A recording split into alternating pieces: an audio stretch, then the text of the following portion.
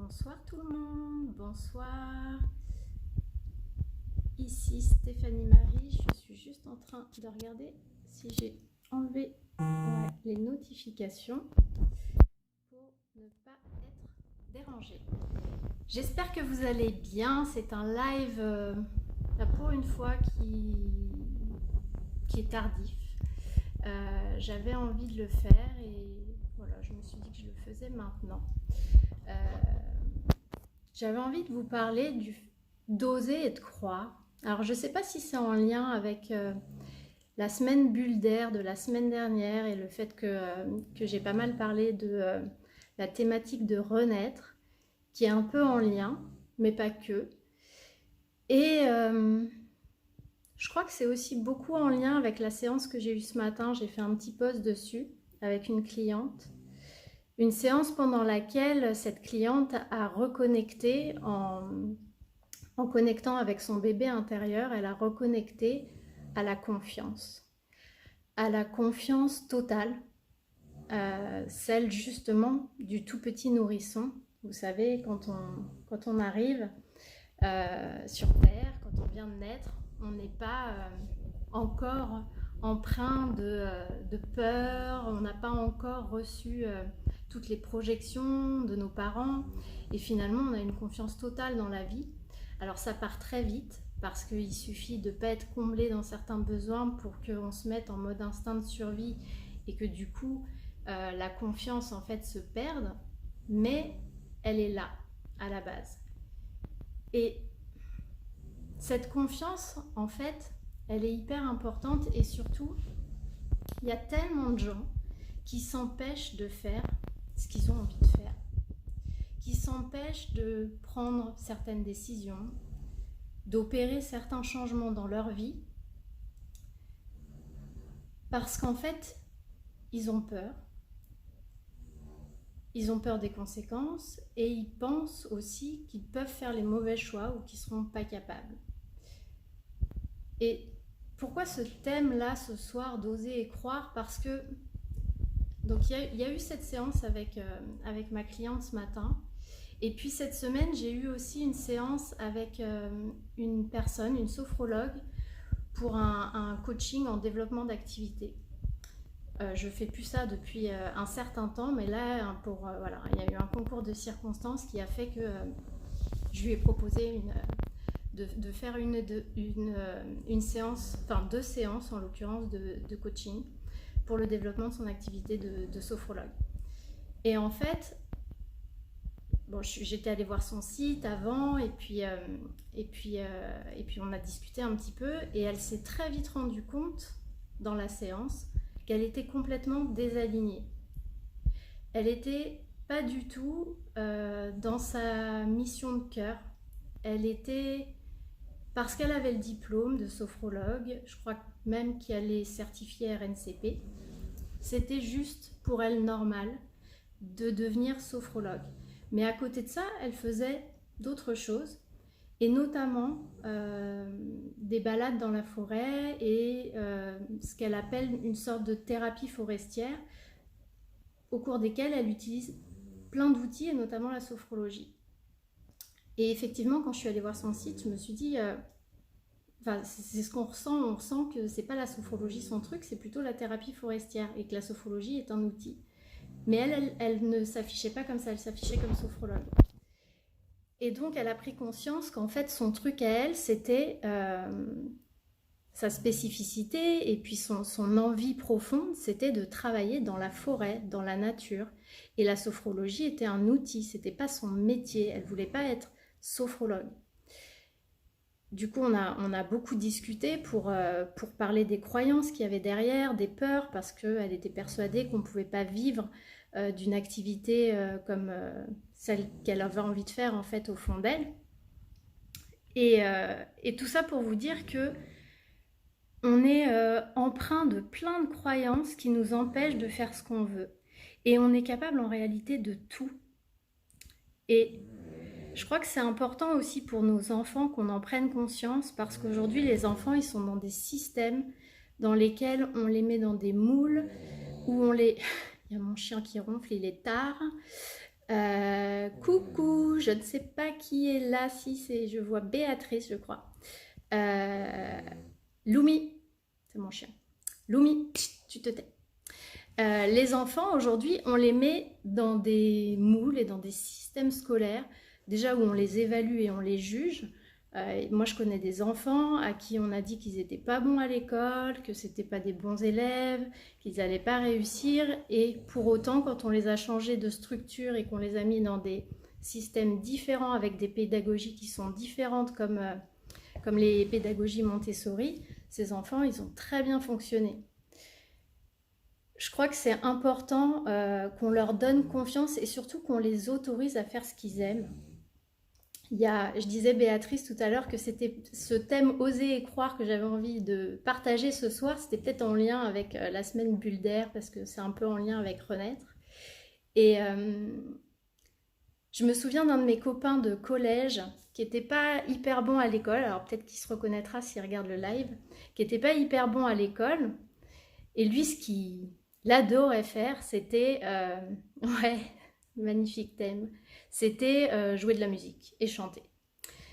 Alors forcément, hein, tout le monde lui a dit qu'on ne vivait pas de ça, que on pouvait pas faire carrière dans la musique, il fallait qu'il travaille, etc. Je me souviens, il n'avait même pas eu son brevet des collèges. Et il a été stigmatisé comme ça. Mais en fait, moi je l'admire, hein, il s'est écouté, il n'a pas lâché. Il a toujours continué la musique. Il a joué dans le métro, il a joué dans les rues.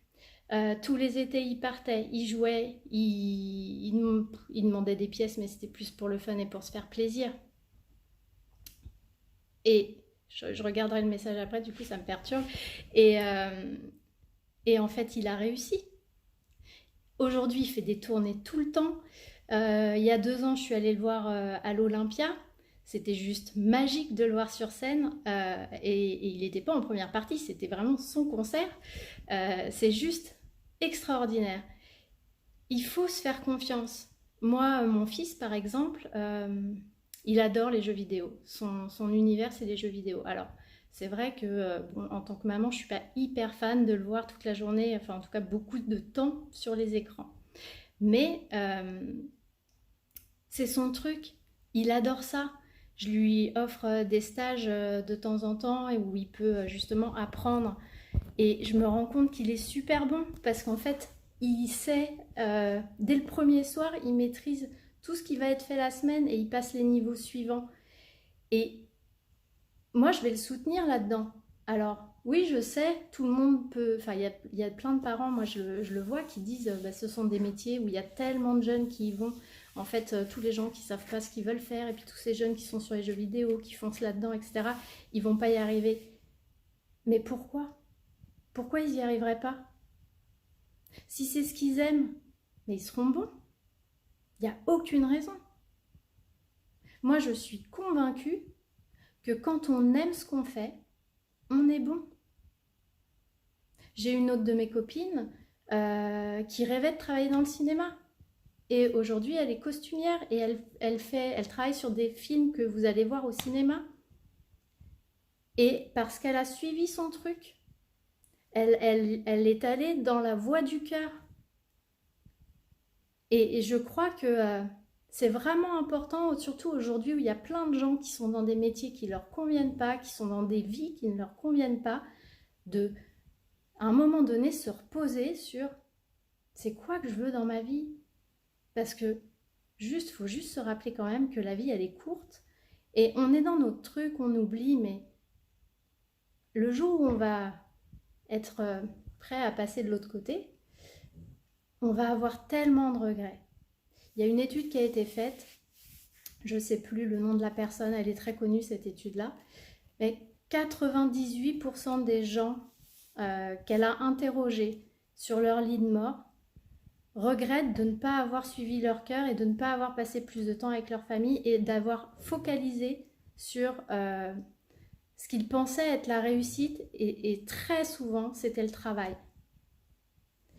Et le nombre de gens qui aujourd'hui ont envie de changer de vie et qui ne s'autorisent pas à le faire, qui sont dans des couples dans lesquels ils ne sont pas heureux, qui sont dans des jobs dans lesquels ils ne sont pas heureux, C'est juste tellement dommage.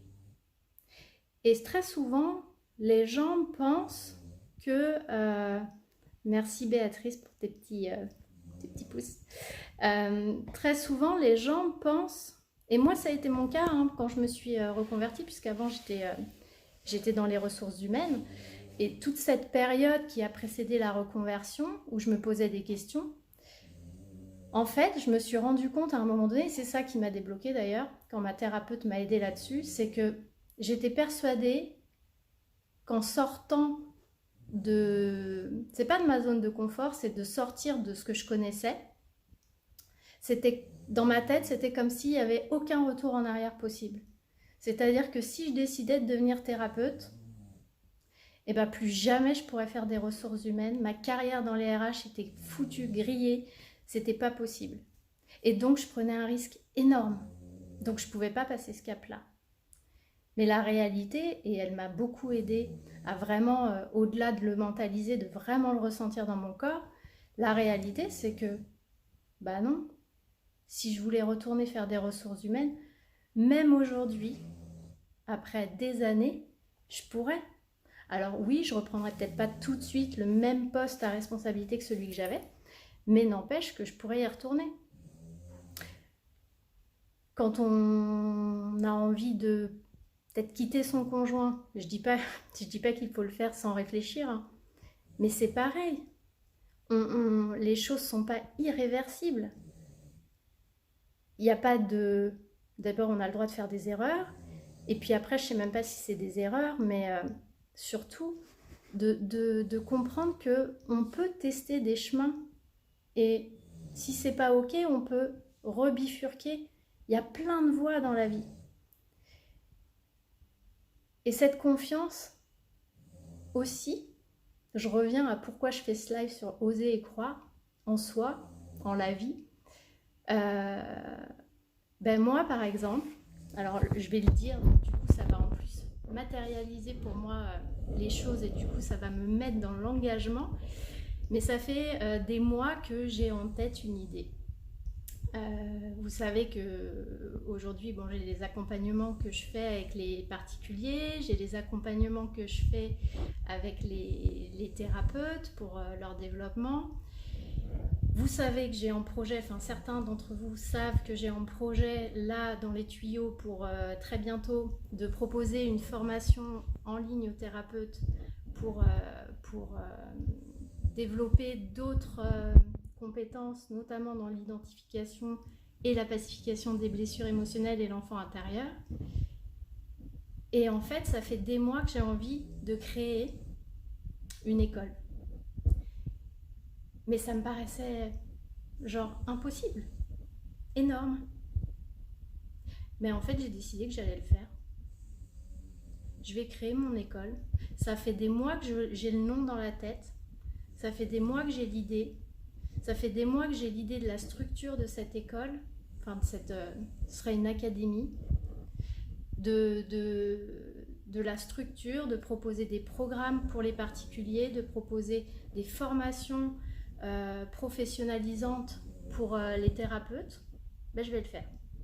Parce que j'ai confiance en moi, j'ai confiance dans mon projet, j'ai confiance que les bonnes personnes viendront dans cette académie, que s'il y a des thérapeutes qui sont en lien avec mon énergie, ils auront envie de venir.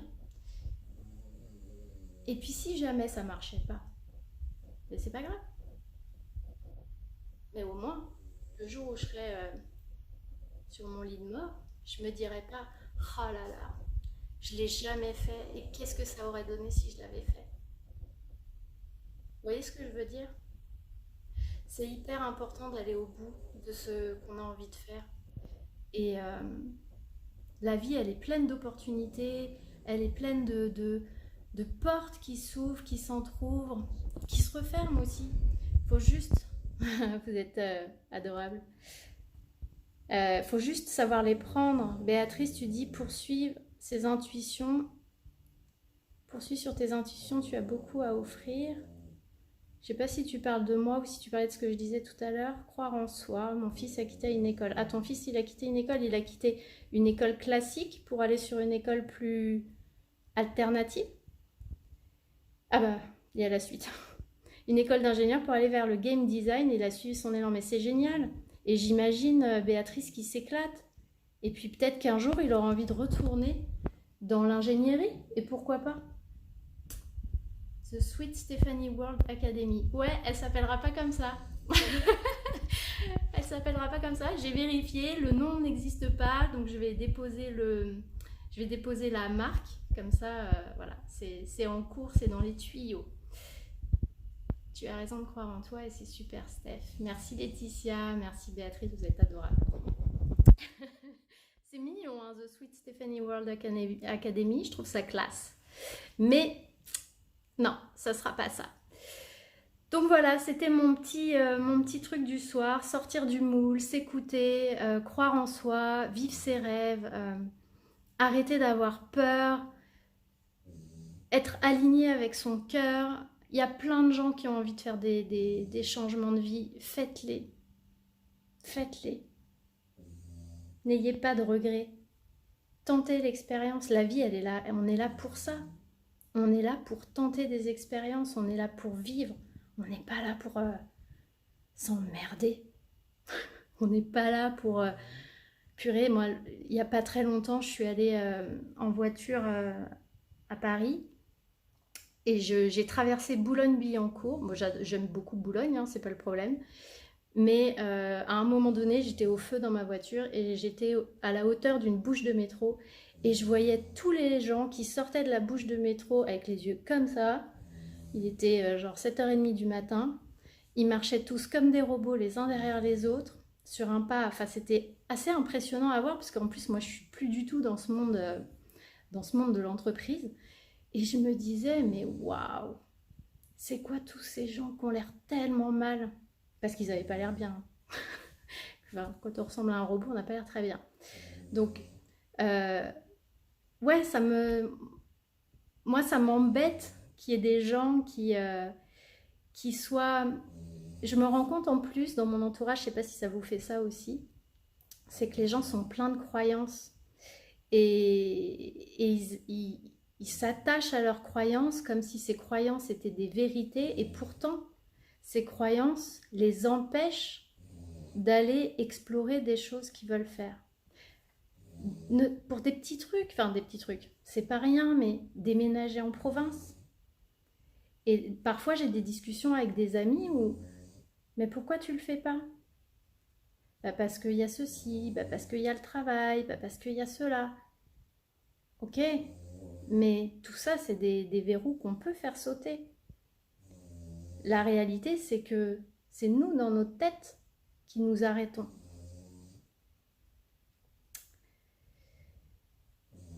Et je pense que c'est aussi donner l'exemple à ses enfants que de vivre les choses. Moi, je sais que mes enfants, je suis contente et je suis fière de leur avoir montré que qu'on peut changer de métier, qu'on peut changer de vie, que ça, effectivement, ça implique des compromis parce que notre niveau de vie a changé, parce qu'on a dû déménager, parce que ça a changé aussi, je suis plus présente à la maison, je l'étais moins, alors au début ils étaient contents, maintenant ils sont ados, ils sont peut-être un peu moins contents de m'avoir beaucoup à la maison, mais en même temps je sais que c'est un super exemple à leur donner. On est là aussi pour impulser, les soutenir dans leurs projets, dans ce qu'ils aiment, dans ce qu'ils sont, parce qu'on n'a pas à projeter sur eux des parts de nous en fait, nos croyances, nos peurs. On a tendance à faire de vouloir faire de nos enfants de manière inconsciente des mini-nous, parce qu'on pense que ce qu'on a fait c'est bien, que faire telle étude c'est bien. L'autre fois j'ai reçu, il y a quelques temps, j'avais reçu en séance une jeune fille et j'avais reçu son père avant. Et en fait, son père était très inquiet parce qu'elle réussissait pas, enfin il avait l'impression en tout cas qu'elle réussissait pas ses études, etc. Et en fait, Je crois simplement qu'il la poussait dans des études qui n'étaient pas ce qu'elle voulait faire. Et du coup, lui, il était dans son truc. Et dès qu'elle a montré des signes d'intérêt pour des filières auxquelles lui, il croyait, il l'a tout de suite poussée dedans. Alors qu'en fait, c'était pas ce qu'elle voulait faire. Et du coup forcément qu'elle réussissait pas ses études. Moi, j'ai fait du droit. Je peux vous dire que si on n'aime pas le droit, c'est coton, hein. Si c'est mes parents qui m'y avaient envoyé, ça aurait été compliqué. Claire, quelle belle nouvelle et aventure. Bravo, tu es une vraie inspiration. Ah, c'est adorable, Claire. Merci. Merci beaucoup. Silvio, il est probable que je débute des études en administration des affaires ressources humaines en septembre. Par contre, je continue mon projet d'aumônier du web en lien avec l'Académie Zéro Limite. Par contre, je continue le projet d'aumônier du web, je connais pas. Aumônier du web, je sais pas ce que c'est. Mais c'est chouette. En tout cas, c'est une reconversion. C'est juste que tu décides en fait de mener deux voies en parallèle. Et j'imagine qu'à un moment donné, Silvio, tu vas te dire bah, j'en lâche une et puis je passe sur l'autre. Quand tu auras mené ton projet à bien, il y a plein de gens qui font ça et c'est ok, hein. Là où c'est un problème, je trouve, de suivre deux voies différentes en parallèle, c'est que et je l'ai vécu aussi, c'est que en fait, on focalise pas son énergie sur ce qu'on veut développer. Et du coup, on est dispersé et souvent, quand on lance quelque chose, on a besoin de mettre toute son énergie dessus. Et c'est pour ça d'ailleurs que beaucoup de thérapeutes ne vivent pas de leur activité parce qu'en réalité, généralement, ils ont pris le parti dès le départ de conserver un emploi en parallèle pour assurer une sécurité financière, mais du coup ça leur a pas permis de s'engager à fond sur leur business parce que ça reste une entreprise, hein. Je sais que certains thérapeutes ont du mal avec ça, mais on a quand même une entreprise. Et c'est vrai que quand on n'est pas focalisé dessus, qu'on a par ailleurs d'autres choses, c'est un peu plus difficile, mais je crois que si on est dans l'intention et dans l'engagement, ça le fait. Tu étais aumônier en prison et maintenant, tu ne peux plus travailler dans ce milieu. D'accord. Bah, si tu peux plus, parce que si c'est parce que tu n'en peux plus, effectivement, tu as raison de changer, c'est important. Et je suis persuadée que les métiers qu'on a fait avant nous servent toujours dans les métiers qu'on fera après. On tire toujours des compétences, des relations, des visions. On tire toujours quelque chose de ce qu'on a fait avant. Moi, je suis sûre que les ressources humaines, bon, déjà, il y a le côté humain, même si dans les ressources humaines aujourd'hui, c'est beaucoup moins présent et c'est aussi pour ça que j'ai fait un burn-out. Mais aujourd'hui, je sais que le fait d'avoir travaillé dans les ressources humaines, dans des grandes entreprises, d'avoir côtoyé, j'ai travaillé que dans des entreprises commerciales, dans les laboratoires pharmaceutiques, mais du coup avec une dimension commerciale très forte. Le fait d'avoir côtoyé tous ces gens-là, les directions marketing, etc., ça m'a beaucoup aidé pour moi-même développer mon activité. Béatrice, pareil, j'ai fait fac de droit. Ah, bah voilà, tu vois, on était faites pour se rencontrer. Pareil, ma voix web entrepreneur a besoin maintenant de prendre son envergure. Je sens devoir faire un choix dans les mois qui viennent ou en tout cas dès 2022. Ouais, les choix sont super difficiles à faire parfois. Et on peut aussi, moi je le fais beaucoup, quand on a des doutes ou quand on ne sait pas comment mettre les choses en place, on peut demander à nos guides et à l'univers de nous aider. Moi je le fais énormément, pour pas dire tout le temps. Et ça m'aide tellement. Ça m'aide énormément. Et puis l'univers nous amène les choses. La vie, elle est super bien faite si on... En fait, moi ce que je trouve génial, c'est que la vie est bien faite, elle est magique. si on arrive à le voir comme ça, si on arrive à voir ce qu'elle nous amène. Le truc, c'est que la plupart des gens ont la tête dans le guidon, sont pas connectés et ne voient pas en fait tout ce qui se présente à eux et tout ce que la vie leur apporte, l'univers. Mais ouais, Béatrice, c'est clair. Ben oui, tu vas aller à Chartres. Ça, c'est chouette. C'est un beau projet que tu réalises, mais c'est pareil, j'imagine que tu as dépassé plein de peurs pour faire ce changement. Même si c'est pas un changement de pays, même si tu travailles aussi à distance, j'imagine. Ben oui, ils vont t'aider, bien sûr. Voilà, je crois que on s'est tout dit, à moins que vous ayez des choses à partager là sur ce que vous vivez, sur cette histoire de d'oser, de croire en soi, euh, ouais, de pas lâcher et vraiment de bien. Moi, ça c'est un truc aussi qui me porte beaucoup, c'est de vraiment garder à l'esprit que c'est pas tant que la vie est courte, c'est surtout que les au moment où on s'en va, ce serait tellement dommage de se dire qu'il y a plein de choses qu'on n'a pas faites et qu'on aurait aimé faire et qu'on aurait pu faire et de se rendre compte qu'en fait on avait juste les pétoches, qu'on avait peur de ne pas réussir, qu'on avait peur que les autres pensent du mal de nous.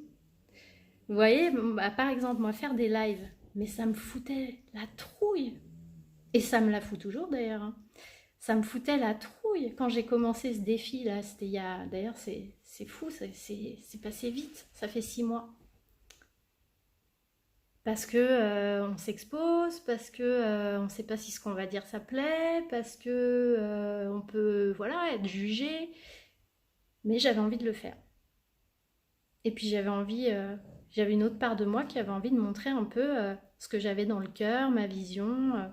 Moi, ma grande vision, c'est que j'ai envie, et c'est pour ça que j'ai envie de créer cette académie, cette école, j'ai envie que le plus de gens possible soient dans la conscience d'eux-mêmes, que le plus de gens possible